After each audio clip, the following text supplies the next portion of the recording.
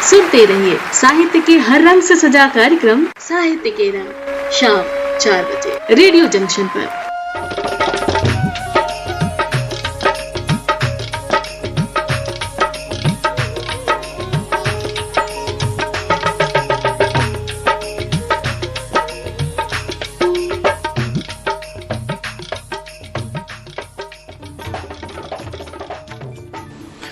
बहुत बहुत स्वागत है आप सभी का आपके पसंदीदा कार्यक्रम साहित्य के रंग में। और मैं हूं साहित्य के विभिन्न रंग लेकर के आपके साथ आपका अपना होस्ट और दोस्त राहुल। तो दोस्तों, आइए इस साहित्य के रंग में हम चलते हैं साहित्य की उस रंगीली दुनिया में जहां पर बहुत सारे साहित्य के रंग बिखरे पड़े हैं। हम चुनकर लाए हैं आपके लिए कुछ खास रंग। उससे पहले मैं एक खास बात भी आपको बताना चाहता हूं। आज हमारे गेस्ट के रूप में, हमारे अतिथि के रूप में हमारे बीच मौजूद होंगे अनागत कविता आंदोलन के प्रणेता डॉक्टर अजय प्रसून जी। तो आइए जुड़ते हैं डॉक्टर अजय प्रसून जी से। प्रसून जी, बहुत बहुत स्वागत है आपका हमारे कार्यक्रम में। धन्यवाद। तो प्रसून जी, जैसा कि आप अनागत कविता आंदोलन के प्रणेता माने जाते हैं, एक अनागत कविता का आपने जो दौर चलाया, अनागत कविता की जो आपने परंपरा विकसित की, तो सबसे पहले तो हम इस अनागत कविता के बारे में ही जानना चाहेंगे। क्या है ये अनागत कविता? अनागत कविता से हमारा तात्पर्य है, अनागत के संदर्भ में इतना कहना चाहता हूँ कि अनागत जो भी आया नहीं, आने वाला, भविष्यत, इस रूप में हम अनागत को लेते हैं। और भविष्य के संदर्भ में जो रचनाएं लिखी जा रही हैं या नई कविताएं और सृजित हो रही हैं, उनके संदर्भ में जो कविताएं रची जा रही हैं, और इसका मूल उद्देश्य कठिन वर्तमान जीते हुए स्वर्णिम भविष्य की कल्पना जी।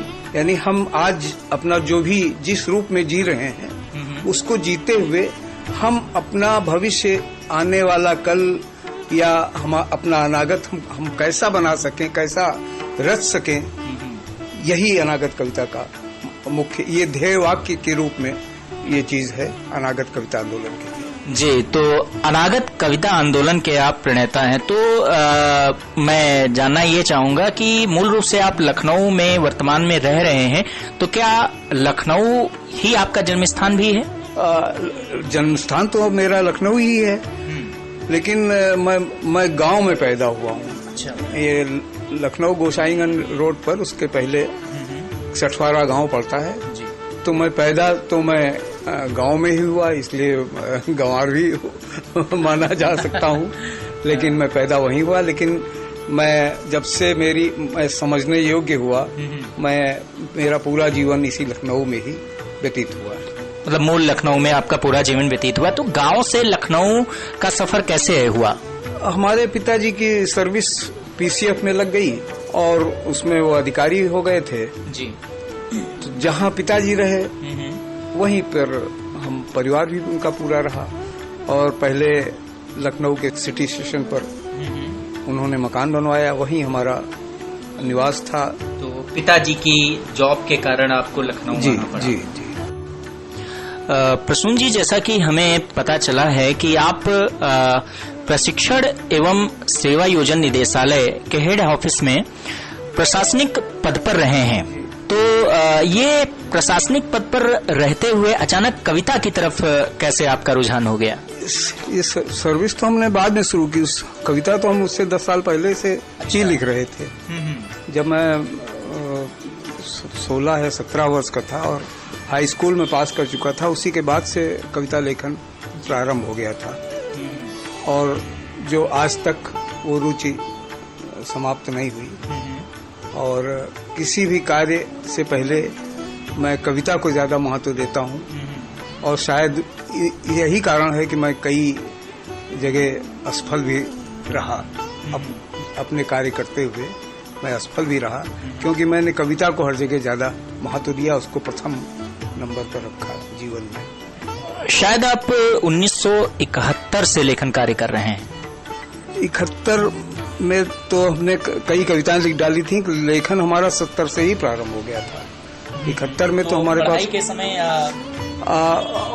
पढ़ाई भी थी और साथ में कविता भी।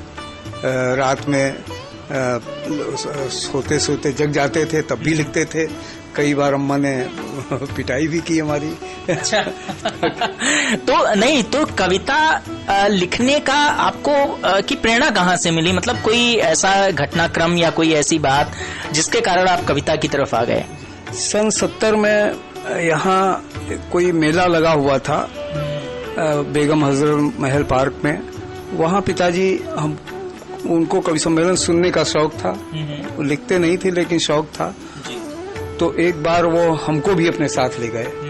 तो वहाँ मैंने जो मंच पर कवियों का काव्य पाठ और उनकी मुख मुद्राएं और उनका कविता पढ़ने का ढंग, ये सब देखा। और सामने भीड़, और भीड़ में कवियों की गीतों पर, कविताओं पर बजती हुई तालियां। इससे मुझे ऐसा लगा कि ये तो बहुत अच्छा है। अगर मेरे साथ भी ऐसा हो तो कितना अच्छा हो। साथ में एक और लड़का हमारे साथ पढ़ता था। वो पढ़ता हमारे साथ था लेकिन उसकी डायरी में तमाम गीत भरे थे, वो कविताएं लिखता था। अच्छा। तो एक दिन उसने मुझे अपनी कविताएं सुनाई। तो मैं बड़ा आश्चर्यचकित हो गया कि ये हमारी ही उम्र का है, इतनी अच्छी कविताएं लिखता है। तो मैंने उससे कहा, क्या तुम्हारी ही है? कहने, अरे ऐसी बात करोगे, ये मेरी ही कविताएं हैं। तो मेरे दिमाग में आया कि अब मैं लिखूंगा और इससे अच्छी कविताएं लिखूंगा। जी। जबकि उस समय तक मेरे पास कोई कविता नहीं थी। तो यही से आप उत्पत्ति कविता की समझ सकते हैं। जी, तो आपने बताया अम्मा से आपको डांट भी पड़ी, तो कुछ खास आपने लिख दिया था या क्या? ऐसा क्या घटना रही जो अम्मा ने आपको डांटा? अरे डांटा नहीं, पीटा भी उन्होंने। मैं जैसे जाड़े के दिनों में मैं टार्च रख लेता था और डायरी रख लेता था और पेन रख लेता था। जी। तो टार्च जला करके मुझे जो लिखना होता था मैं सोच सोच के मैं लिखता रहता था। अम्मा बगल में लेटी रहती थी। वो उनको कुछ उजाला जो रजाई के झरोखे उससे आता था, वो उठे और कहें ये क्या कर रहे हो, और इस तरह से उन्होंने एक आध बार पीटा भी। फिर वो, हालांकि उस समय जो आदत बनी वो आज तक भी है। आज भी जब मैं लिखने चलता हूँ तो अब टार्च तो नहीं रखता लेकिन अपना मोबाइल ही रख लेता हूँ और उसी की लाइट जला करके कभी कभी 2-2, 3-3, 4-4 बज जाते हैं और कुछ आता जाता है, मैं लिखता जाता हूँ। इस तरह से ये क्रम आज भी चल रहा है। आज 67 साल हमारे पूरे होने वाले हैं अगले वर्ष, तो आज भी ये क्रम चल रहा है। तो हम क्या मान लें, आप युवाओं को ये संदेश देना चाहते हैं कि अम्मा की पिटाई बहुत जरूरी है कविता लिखने के लिए? नहीं, पिटाई जरूरी नहीं, लेकिन उनका आशीर्वाद तो जरूरी है। चलिए, आपके लिए आपकी अम्मा की जो पिटाई थी वो आशीर्वाद था उनका, उनकी प्रेरणा थी। हाँ, एक बार तो खैर सही है। तो प्रसून जी, इससे पहले हम आगे बढ़ें तो कुछ कोई रचना आपकी जो आपकी पसंदीदा हो उसको हम सुन लेते हैं और श्रोताओं को आपकी कविताओं से भी साथ साथ जोड़ते चलते हैं। तो जो आप की पसंदीदा कविता हो या जो आप सुनाना चाहते हो हमारे श्रोताओं को, तो जो याद आ जाता है हम सुना लेते हैं। देखिए, पहले तो मैं 1-2 छंद आपके सामने पढ़ दूं। स्वागत। शायद पहले कभी आपने सुने भी हों। जी। कि एक राह खोजिए, 1000 राहें पाइएगा। एक राह खोजिए, 1000 राहें पाइएगा। और लक्ष्य बिखरे पड़े हैं कितने स्वराज के। क्या बात। और जिंदगी को कर्म में ही लीन होने दीजिए तो द्वार खुल जाएंगे ही मुक्ति के जहाज के।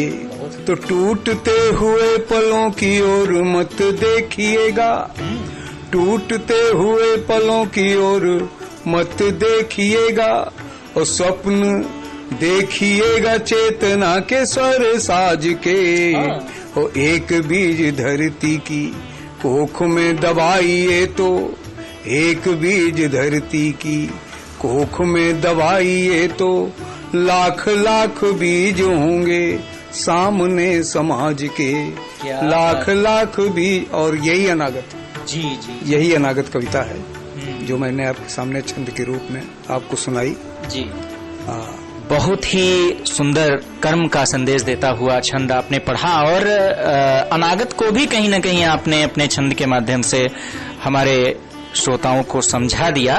तो इससे पहले आगे बढ़ा जाए, आपकी पसंद का एक फिल्मी गीत सुन लेते हैं जो कि आपको बहुत पसंद है और इस फिल्मी गीत के साथ हम श्रोताओं को थोड़ी देर के लिए छोड़ रहे हैं कि वो इस गीत का आनंद लें और थोड़ा सा उसमें डूबें, उसमें खोएं और फिर आए हमारे पास, ताकि हम हमारे आज के जो हमारे गेस्ट हैं, आज के हमारे जो अतिथि हैं, डॉक्टर अजय प्रसून जी के गीत उन्हें हम सुना सकें और उनसे जोड़ सकें। तो सुनिए ये प्यारा सा गीत।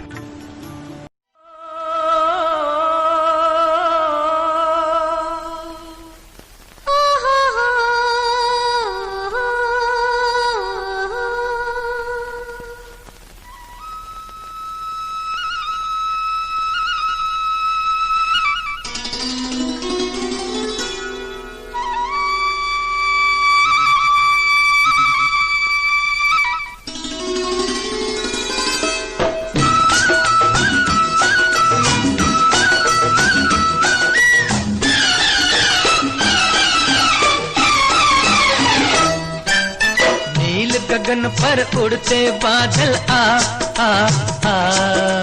धूप में जलता खेत हमारा कर दे तू छाया। छुपे हुए ओ चंचल पंछी जा जा जा, देख अभी है कच्चा दाना पक जाए तो खा। नील गगन पर उड़ते बादल धूप में जलता खेत हमारा कर दे तू छाया। छुपे हुए हो चंचल पंछी जा जा जा, देख अभी है कच्चा दाना पक जाए तो खा।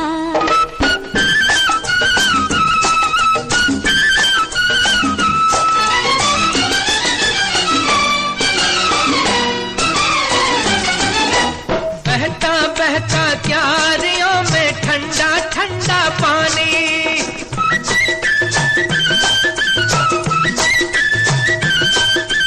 बहता बहता क्यारियों में ठंडा ठंडा पानी। चूम न ले कहीं पाँव तेरे ओ खेतों की रानी। चूम के मेले पाँव मेरे वो भी होगा मेला, मैं हूँ खेतों की दासी तू खेतों का राजा। नील गगन पर उड़ते बादल धूप में जलता खेत हमारा कर दे तू छाया।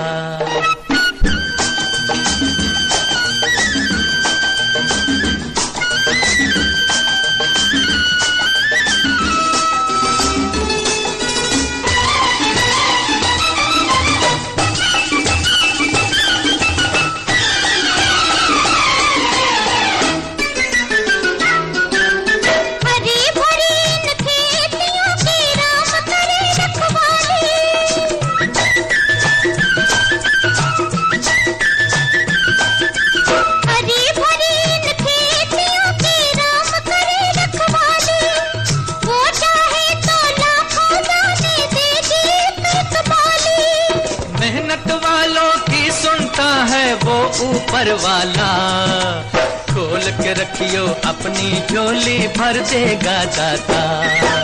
छुपे हुए हो चंचल पंछी जा जा जा, देख अभी है कच्चा दाना पक जाए तो खा। नील गगन पर उड़ते बादल धूप में जलता खेत हमारा कर दे तू छाया।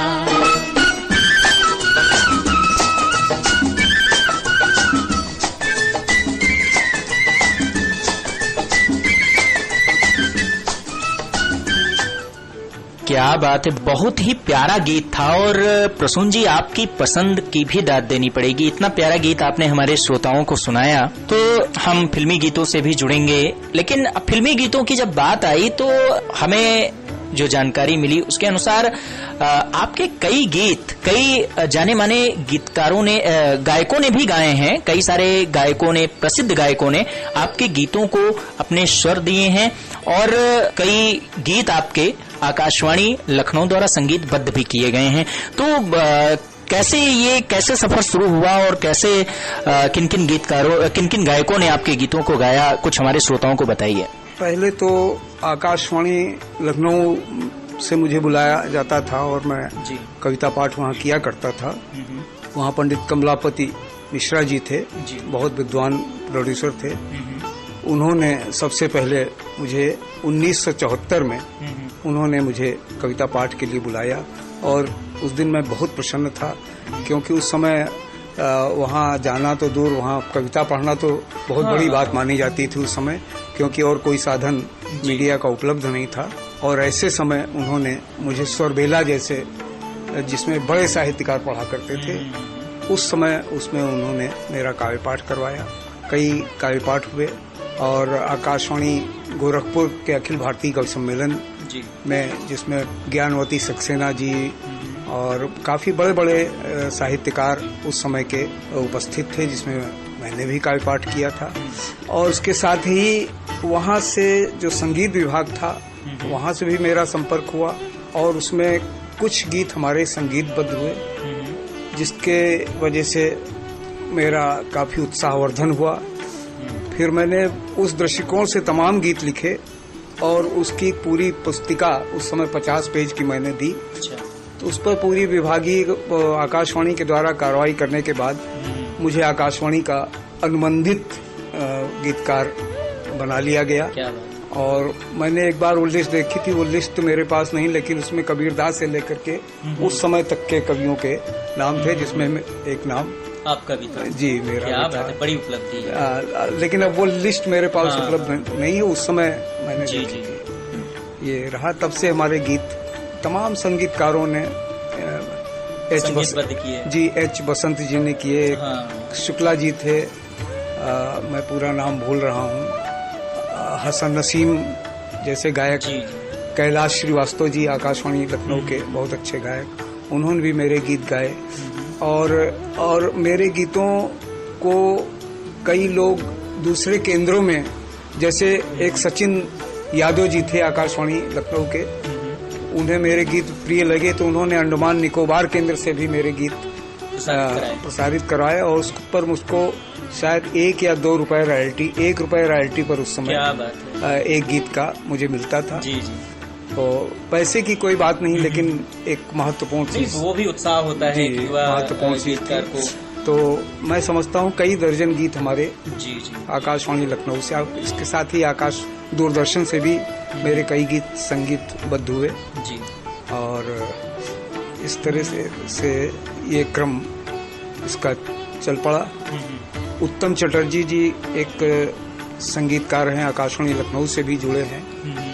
उन्होंने मेरे 8 गीतों का एक संग्रह HMB सारेगामा के माध्यम से किया, जो पूरे देश भर में लोकप्रिय हुआ और कई माह तक दूरदर्शन केंद्र से 1-1 घंटे का उसका प्रसारण भी हुआ।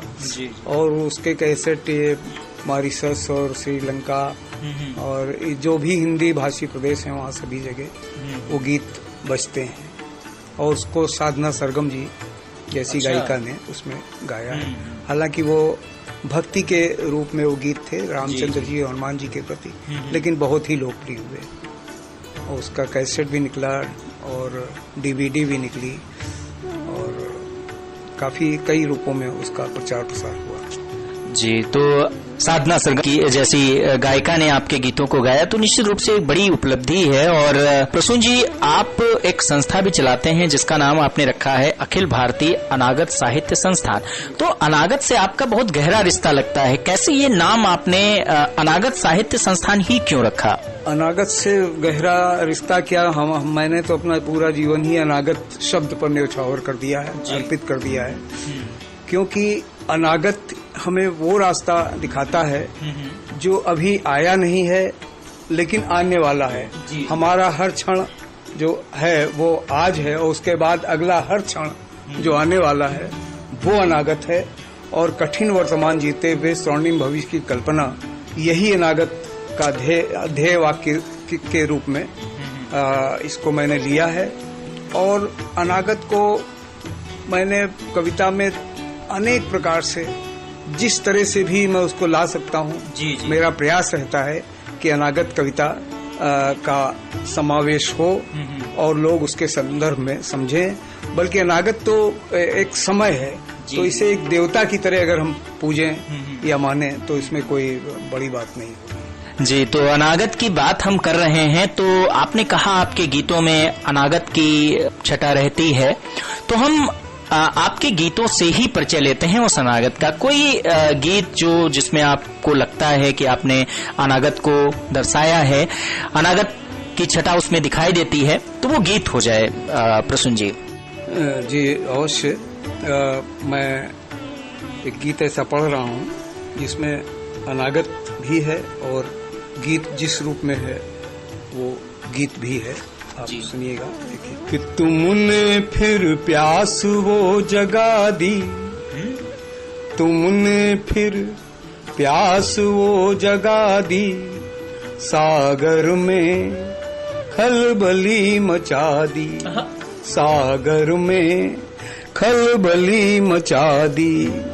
तो तिल तिल कर काया जलती, तिल तिल कर जलती काया, चंदन में आग वो लगा दी, चंदन में आग वो लगा दी।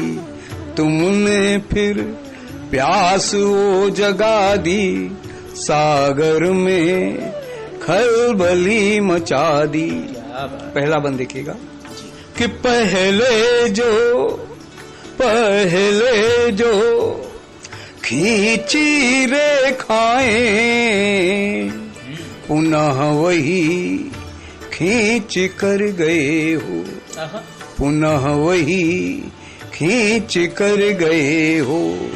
और फिर वही फसलें लहराई, जिनको तुम सींच कर गए हो, जिनको तुम सींच कर गए हो। तो भला भला भला भला लगता है सब कुछ, ऐसी अनुभूति को हवा दी, ऐसी अनुभूति को हवा दी। तुमने फिर प्यास वो जगा दी, सागर में खलबली मचा दी। बहुत सुंदर। दूसरा बंद देखिएगा कि जागृत हो सपने सारे, जागृत हो सपने सारे, नव उड़ान भरने की सोचें, नव उड़ान भरने की सोचें। और विगत पुष्प हाथों में लेकर सुधियों की पंखुरियां नोचें, सुधियों की पंखुरियां नोचें। तो लहर लहर लहर लहर उल्लासित लगती, लहर लहर उल्लासित लगती। तुमने रसधार वो बादी, क्या बात है। तुमने फिर प्यास वो जगा दी, सागर में खलबली मचा दी। और अंतिम बंद गीत का और साथ में अनागत की बात भी है जी, स्वागत। कि कल को अब होगा जो भी, किंतु आज मन की कर लें। और आसमान विस्तृत हो कितना, उसको हम अंजुरी में भर लें। तो रख दें उस पंथ पर चरण हम, जिसने हर दूरी ही मिटा दी। तुमने फिर प्यास वो जगा दी, सागर में खलबली मचा दी। तो तिल तिल कर काया जलती, चंदन में आग वो लगा दी, तुमने फिर प्यास वो जगा दी। क्या बात है। शानदार गीत अभी हम सुन रहे थे प्रसून जी से। तो अनागत की जो बात वो कर रहे हैं, जिस संस्था की बात कर रहे हैं, अनागत साहित्य संस्थान, आखिर नींव कैसे पड़ी, कैसे विचार आया, ये हम समझ सकते हैं उनके गीतों में। कालजयी गीत हैं, इसमें कोई संदेह नहीं है। प्रसून जी, आपकी एक पुस्तक भी आ चुकी है, कालजयी हम प्यास लिए। तो इस पुस्तक के बारे में कुछ बताइए हमें और हमारे श्रोताओं को जोड़िए इस पुस्तक के साथ। कालजयी हम प्यास लिए ये गीत संग्रह है और इसको मैंने अनागत गीत संग्रह कहा है। अनागत गीत संग्रह इस संदर्भ में कि जिन गीतों में भविष्य की बात या अनागत की बात कही गई हो, मैंने लिखा हो या किसी अन्य कवि ने लिखा हो, उसको हम अनागत की संज्ञा प्रदान करते हैं। और संभावनाओं का गीत, इसलिए इसको हम अनागत गीत संग्रह। इसी तरह मेरे अनागत गजल संग्रह भी है। अभी एक संग्रह प्रेस में जाने वाला है, वो अनागत मुक्तक संग्रह होगा। और अनागत शब्द से ये बहुत व्यापक है और इसको हम इस रूप में भी लेते हैं। ये हम किसी कविता में कोई नई विधा नहीं जोड़ रहे हैं। हम केवल इतना चाहते हैं कि अगर वो दोहा है, जो साहित्य की प्रचलित विधाएं हैं उन्हीं में अगर दोहा है और उसमें भविष्य की बात, अनागत की बात है, तो अनागत दोहा हो जाएगा, अनागत गजल हो जाएगी, अनागत गीत हो जाएगा, अनागत कुंडलियां हो जाए, इस तरह से अनागत मुक्तक हो जाएगा, अनागत छंद हो जाएगा। तो इस रूप में ये है। और अनागत कालजयी हम प्यास लिए ये 2017 में प्रकाशित हुई थी और इसकी भूमिका सोम ठाकुर जी ने लिखी थी, देश के बड़े गीतकार हैं। और तब से उसके बाद कोई संग्रह अभी तक हमारा नहीं आया है। आपने अनागत गजल संग्रह की बात की है, उसका नाम शायद आंसुओं का बयान जारी है, ये आपने उस पुस्तक को नाम दिया था। तो अब गजल की बात आ ही गई है तो एक गजल हो जाए। हमारे श्रोता भी जानना चाह रहे होंगे कि जो रचनाकार, जो गीतकार इतने शानदार गीत लिखता है, वो गजलें कैसे लिखता होगा। एक कोई गजल जो कि आपकी उस पुस्तक से हो, हमारे श्रोताओं तक पहुंचाइए। जी, मैं इस कृति का शीर्षक था ये आंसुओं का बयान जारी है। जी। तो मैं इसी शीर्षक से, जो हमारे पास हिंदी गजल है, मैं वही रचना आपके सामने पढ़ रहा हूँ। हिंदी गजलों की का संकलन है। जी, हिंदी गजल संग्रह, और इसको उत्तर प्रदेश हिंदी संस्थान ने अनुदान दिया था। अच्छा। 12,000 रुपए अनुदान मिला था। उसी पैसे से ये संग्रह प्रकाशित हुआ था। क्या बात है। जी, मैं आप हिंदी गजल सुनिए कि मेरी गर्दन पे ये दुधारी है, मेरी गर्दन पे ये दुधारी है, और जाने क्या भाव ना तुम्हारी है। क्या बात है। जाने क्या भावना तुम्हारी है। देखिएगा कि पीठ पर वार भी किए जाओ, पीठ पर वार भी किए जाओ, वो कहते भी जाओ अपनी यारी है, कहते भी जाओ अपनी यारी है, जाने क्या भावना तुम्हारी है। देखिएगा कि वो जो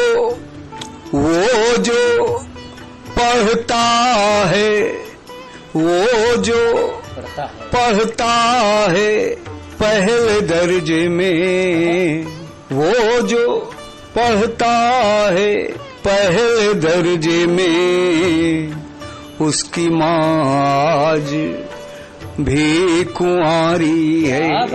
क्या बात। वो जो पढ़ता है पहले दर्जे में, उसकी माँ आज भी कुंवारी है। देखिएगा कि कैसे वो पाप की बनी देवी, आंसुओं का बयान जारी है।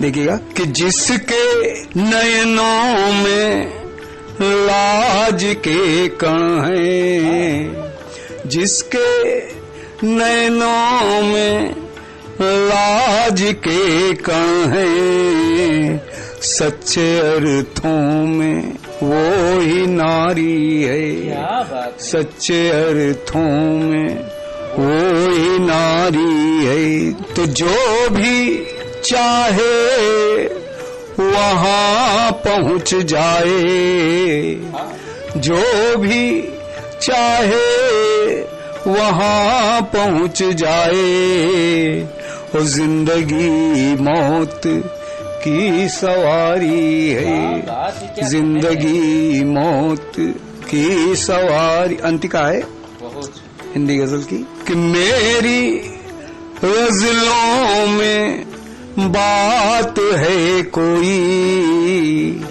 गजलों में बात है कोई, वक्त पे इस सदी पे भारी है। वक्त पे इस सदी पे भारी है। मेरी गर्दन पे ये दुधारी है, जाने क्या भावना तुम्हारी है। बहुत शानदार, क्या भाव पिरोए हैं आपने इस गजल में। अभी अंतिका की बात की प्रसून जी ने, तो मैं अपने श्रोताओं को बता दूं, हिंदी गजल का जो अंतिम युग्म होता है उसे हम अंतिका कहते हैं, जिसमें कवि का नाम नहीं आया हुआ होता है। अगर कवि का नाम आया है तो उसे हम मन का कहते हैं। तो बहुत ही शानदार गजल। मैं समझता हूं कि जितने शानदार गीत आपने लिखे हैं उतनी ही शानदार गजलें भी लिखी हैं।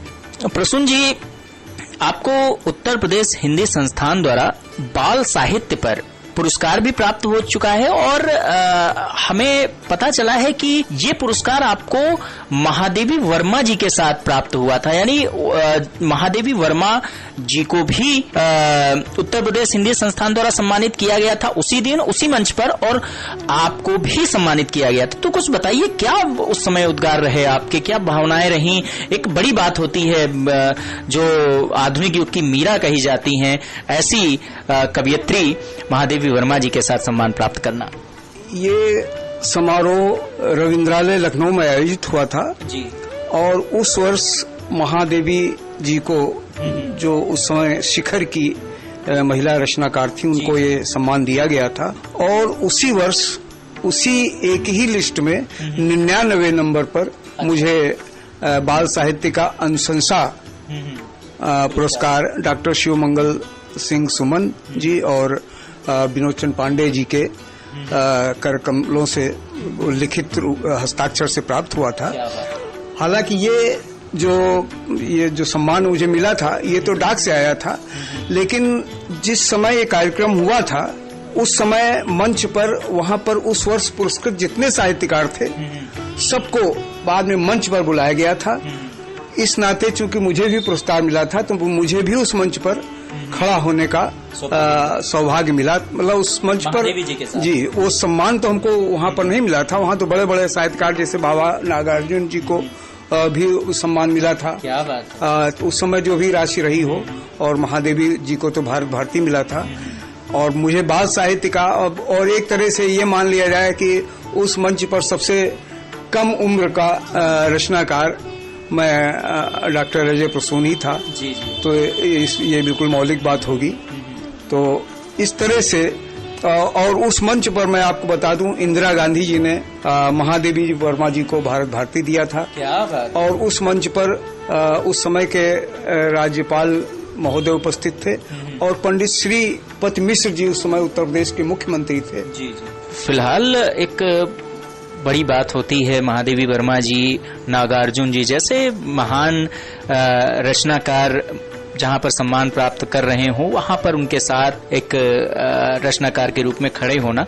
तो उस समय आपने बताया सबसे युवा रचनाकार थे जिसे सम्मान मिला था। तो कैसा मतलब कैसा फील हो रहा था आपको, कैसा लग रहा था उस समय उनके साथ वहां पर खड़े होकर के? एक युवा रचनाकार के लिए कैसी अनुभूति थी?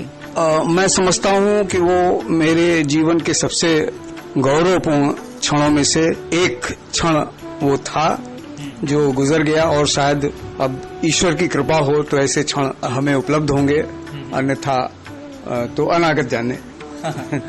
नहीं, बिल्कुल, और निश्चित रूप से एक बड़ी उपलब्धि एक युवा रचनाकार के लिए मानी जाएगी। प्रसून जी, हम आपसे और रचनाएं सुनेंगे, लेकिन उससे पहले हम जानना चाहते हैं कि तब के गीत और अब के गीतों में आप क्या फर्क देख पाते हैं, क्या बदलाव आया है? तब के गीतों में और आज के गीतों में मैं जमीन आसमान का अंतर देख रहा हूँ। रचनाकार तो आज भी बहुत अच्छे हैं, जी जी, तमाम युवा रचनाकार हैं जिनकी रचनाएं मन को मोहती हैं और याद भी रह जाती हैं। लेकिन उस समय जो स्वर गीतकारों के थे, उनका पढ़ने का ढंग, और डूब जाते थे उसमें, और घर आते थे तो ऐसा लगता था वो गीतकार उनके साथ साथ चला रहा है। वो बात हमें आज हमको नहीं मिलती। इसको किसी दूसरे रूप में ग्रहण न करिएगा। जी जी। लेखन तो आज भी बहुत अच्छा हो रहा है, और मैं सब समझता हूँ कि कहीं ज्यादा गहरे रूप में आज के रचनाकार लिख रहे हैं। किसी रूप में उनका लेखन कमजोर नहीं है, लेकिन वो जो गहरी भावनाएं उस समय की थी। हालांकि एक चीज मैं और स्पष्ट कर दूं, हालांकि पता नहीं वो कहना हो, उस समय कुछ कवियों में विकृतियां भी थी, जिसकी वजह से कभी कभी उन विकृतियों की वजह से गीत का माहौल खराब हो जाता था कभी कभी। लेकिन मैं नए रचनाकारों को इस मामले में बधाई दूंगा कि उनमें इस तरह की आज के गीतकारों में न कोई विकृति है, और न मैंने मंच पर ऐसा देखा है कि वे किसी दूसरे रूप में हमको दिखाई पड़े कवि होने के अलावा। जी, तो बहुत ही गहरी बात आपने बताई है। तो कोई गीत आपसे और हम सुन लेते हैं, लेकिन उससे पहले हम आपकी पसंद का एक गीत सुनवा देते हैं हमारे श्रोताओं को, जो कि इंतजार कर रहे होंगे, क्योंकि आज हम आपके गीतों से तो रूबरू हो ही रहे हैं, साथ ही आपकी पसंद से भी रूबरू हो रहे हैं। और हमारे श्रोता ये जानकर बहुत ही रोमांचित होंगे कि एक इतना शानदार गीतकार, इतना शानदार गजलकार बनने के लिए केवल लेखनी ही नहीं आवश्यक है, लेखनी के साथ साथ आवश्यक है हमारी आदतें, हमारा स्वभाव, हमारी भावनाएं और हमारी जो पसंद कैसी है, इसका भी बहुत बड़ा प्रभाव पड़ता है। तो आपके पसंदीदा इस गीत के साथ हम हमारे श्रोताओं को जोड़ते हैं। मिलते हैं इस गीत के बाद।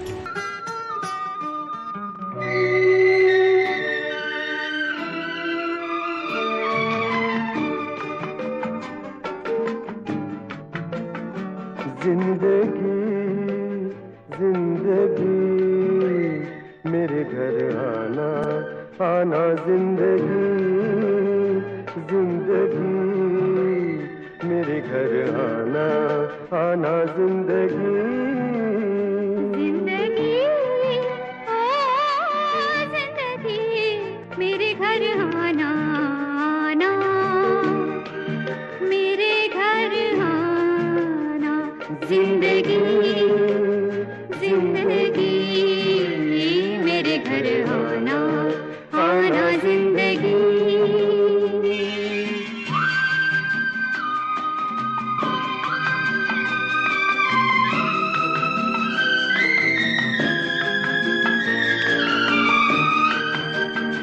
जिंदगी जिंदगी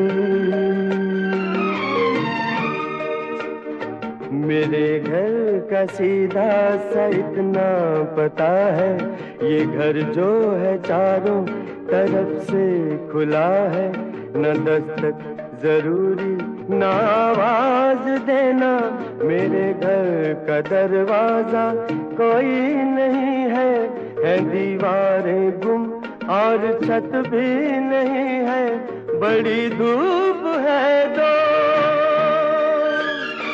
कड़ी धूप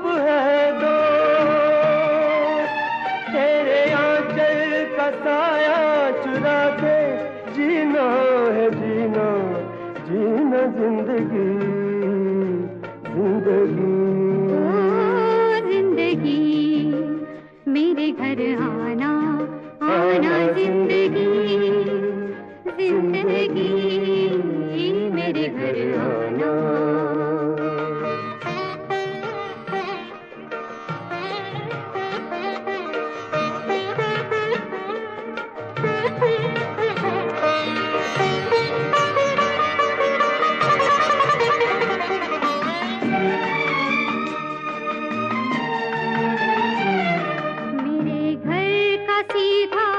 इतना पता है मेरे घर के आगे मोहब्बत लिखा है न दस्तक जरूरी न आवाज देना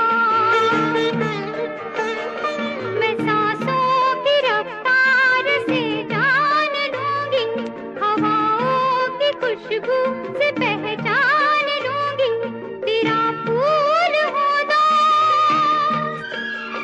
तेरी धूल हो दोस्त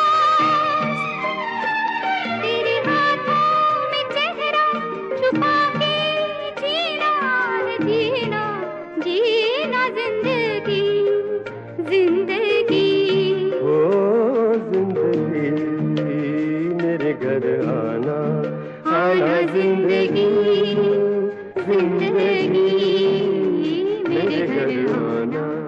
क्या बात है, कितना प्यारा गीत था। और ये पसंद है हमारे अनागत गीतों के सृजनकर्ता डॉक्टर अजय प्रसून जी की। तो हम अजय प्रसून जी से जुड़े हुए हैं, उनके बारे में, उनके जीवन के बारे में जान रहे हैं, उनकी सृजनधर्मिता के बारे में जान रहे हैं, उनकी कविताओं, उनके गीतों, उनकी गजलों से जुड़ रहे हैं। तो हमने उनकी पसंद का गीत तो सुन लिया, अब क्यों ना उनकी पुस्तक जो कि प्रकाशित पुस्तक है अनागत गीत संग्रह, उससे एक गीत सुन लिया जाए। प्रसून जी, हमारे श्रोता एक और गीत, आप की रचनाएं इतनी प्यारी हैं कि जितना सुना जाए उतना कम है, मन भरता ही नहीं है। प्यास जो आप जगाते हैं वो प्यास बुझती ही नहीं है और बुझनी भी नहीं चाहिए, मैं समझता हूँ। तो कोई एक गीत जो आपकी पसंद का हो हमारे श्रोताओं के लिए। मेरा एक संग्रह छपा था, दर्पण शिलालेख हो जाए। जी जी। और ये एक समय में कवि सम्मेलनों में बहुत लोकप्रिय गीत कवि सम्मेलनों में हुआ करता था और लोग इसको सुनते थे। और मुझे भी अपने गीतों में अगर कहा जाए सबसे प्रिय गीत कौन सा है, तो मैं सारे गीतों में, हालांकि इसमें अनागत की बात नहीं है इस गीत में, लेकिन मुझे अपने गीतों में सबसे प्रिय है। देखिएगा, इसका शीर्षक है दर्पण शिलालेख हो जाए। क्या बात कि इतना मन को छुओ न श्यामल, तन की प्यास रेख हो जाए। इतना मन को छुओ न श्यामल, तन की प्यास रेख हो जाए। ओ ऐसा भी शर्माना क्या है कि दर्पण शिला लेख हो जाए। दर्पण शिलालेख हो जाए। पहला बंद कि मौसम रोज कहा करता है इतनी दूरी ठीक नहीं है, और जहाँ पाँव की छाप तुम्हारी मेरी अपनी लीक वहीं है, मेरी अपनी लीक वहीं है। तो मुझे शिकायत कभी न होगी यौवन की ऋतुराज लहर से, और थम थम कर बल खाती आती रग रग में संगीत समाये। दर्पण शिलालेख हो जाए, दर्पण शिलालेख हो जाए। दूसरा बंद है कि भर लूंगा रंगों के प्याले, कि रूप माधुरी पिघल रही है। भर लूंगा रंगों के प्याले, रूप माधुरी पिघल रही है। ओ गीत गजल छंदों की धारा, और सांस सांस से निकल रही है, सांस सांस से निकल रही है।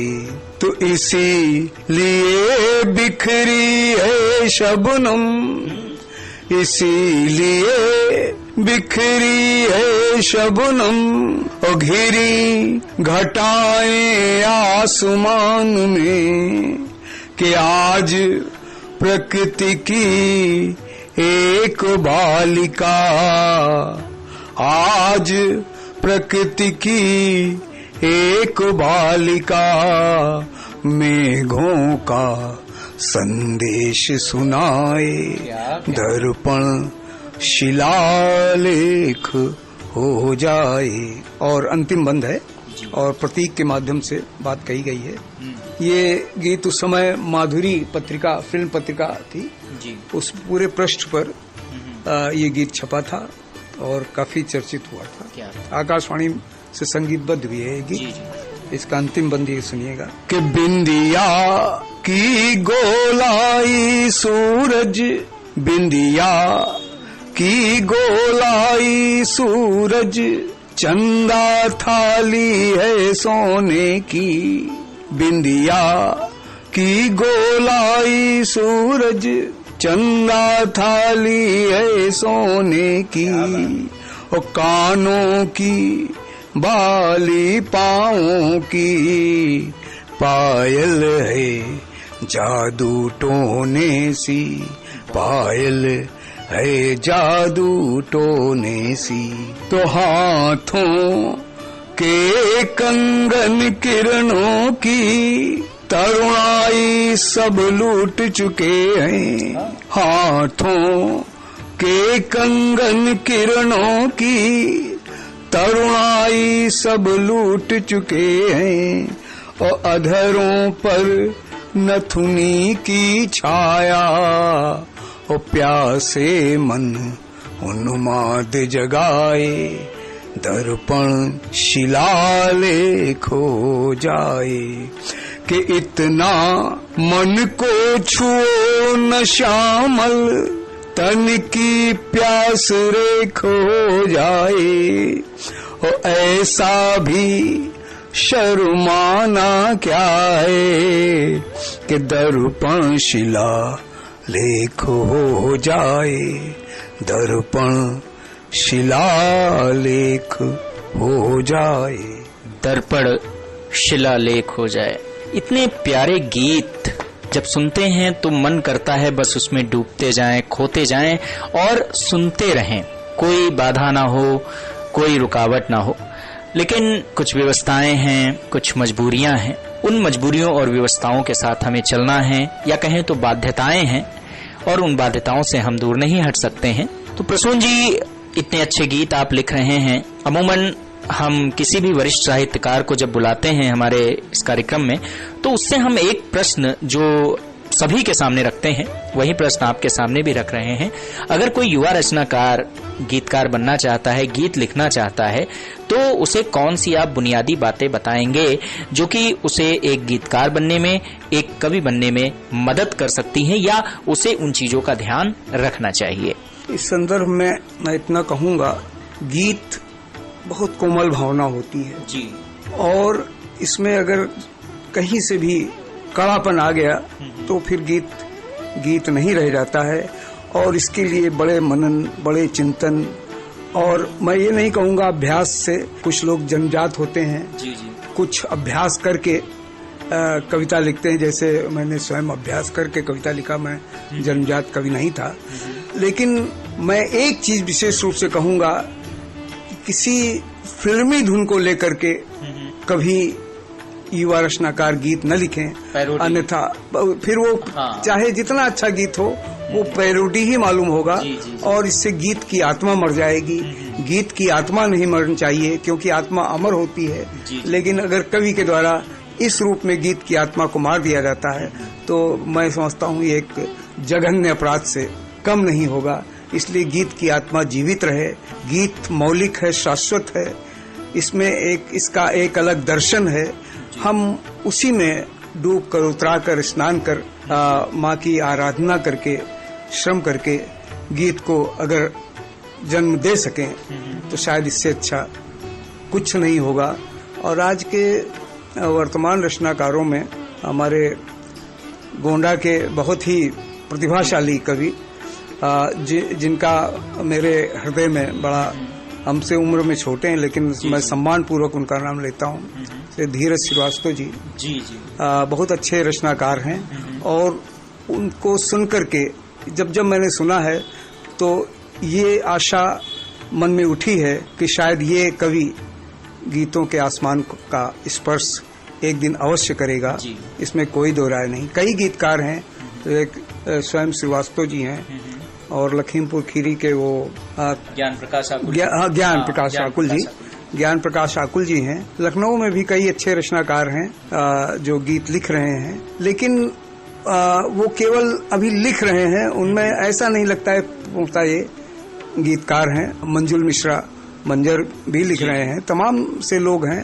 हालांकि प्राचीन समय के अब भी कई ऐसे कवि लखनऊ में हैं जिनको पूरा देश जानता है, लेकिन अभी ऐसे नाम लखनऊ से और नहीं उठे हैं। जी जी, गीतों का सफर लंबा है और उस सफर में इतनी जल्दी सफलता भी नहीं मिलती, वहां तक पहुंचना वो एक समय लगेगा। हालांकि वो लक्ष्य प्राप्त कर लेंगे, इसमें कोई दो राय नहीं, लेकिन गीत के लिए एक पूरा जीवन देना पड़ता है। जीवन देना क्या, पूरा जीवन अर्पित करना पड़ता है, साधना है तब कहीं। हाँ, ये एक साधना है, सतत साधना है। इसमें अगर बीच में रुकावट आ गई तो हम अपने लक्ष्य को प्राप्त नहीं कर सकेंगे। बहुत ही सुंदर मार्गदर्शन आपने हमारे युवाओं को किया है और मैं समझता हूं कि आपकी बताई हुई बातें हर युवा रचनाकार या जो भी रचनाकार लिख रहे हैं, सीख रहे हैं, आगे गीतों में कुछ करना चाहते हैं, उससे प्रेरणा लेंगे और बेहतर से बेहतर सृजन की ओर आकर्षित होंगे। तो आज हमारे साथ थे डॉक्टर अजय प्रसून जी, जो कि गीतों में एक जाने माने हस्ताक्षर हैं, जिनके गीतों को न जाने कितने ही बड़ी बड़ी हस्तियों ने गाया है, संगीतबद्ध किया है। प्रसून जी, समय की कुछ बाध्यताएं हैं, मजबूरियां हैं, व्यवस्थाएं हैं, अनुशासन है, हम उसी अनुशासन में बंधे हुए हैं। हम आज आपसे विदा चाह रहे हैं, लेकिन हम अपने श्रोताओं को ये वादा करते हैं कि फिर हम आपको जरूर हमारे स्टूडियो बुलाएंगे और अधिक बातें जानेंगे और अधिक चर्चा करेंगे गीत पर, साहित्य पर, कविता पर और अनागत पर। आपका बहुत बहुत धन्यवाद हमारे बीच आने के लिए। बहुत बहुत स्वागत आपका, और आपने मुझे अवसर दिया, मैं इसके लिए बहुत बहुत आभारी हूँ। चलिए, तो हम हमारे श्रोताओं को छोड़े जाते हैं डॉक्टर अजय प्रसून जी के पसंदीदा इस गीत के साथ। आप सब इस गीत का आनंद लीजिए और आज के लिए हमें विदा दीजिए। हम फिर मिलेंगे आज ही के दिन इसी समय आपके अपने रेडियो चैनल रेडियो जंक्शन पर।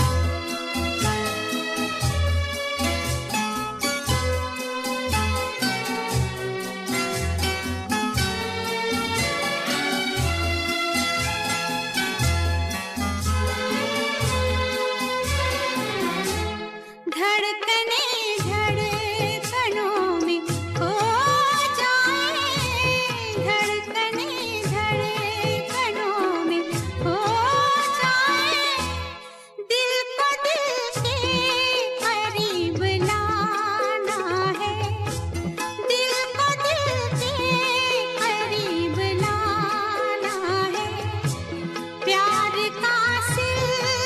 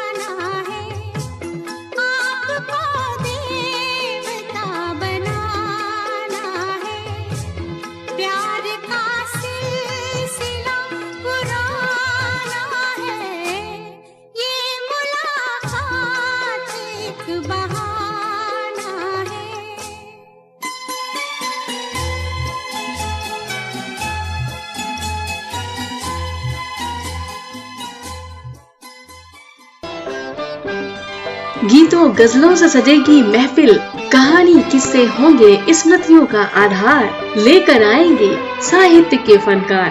फिर छिड़ी रात बात फूलों के, शब्दों की खेल, शब्दों की संस्कृति, शब्दों की अदा, शब्दों की फिजा, या कहें शब्दों की बहार, लेकर आएंगे साहित्य के फनकार।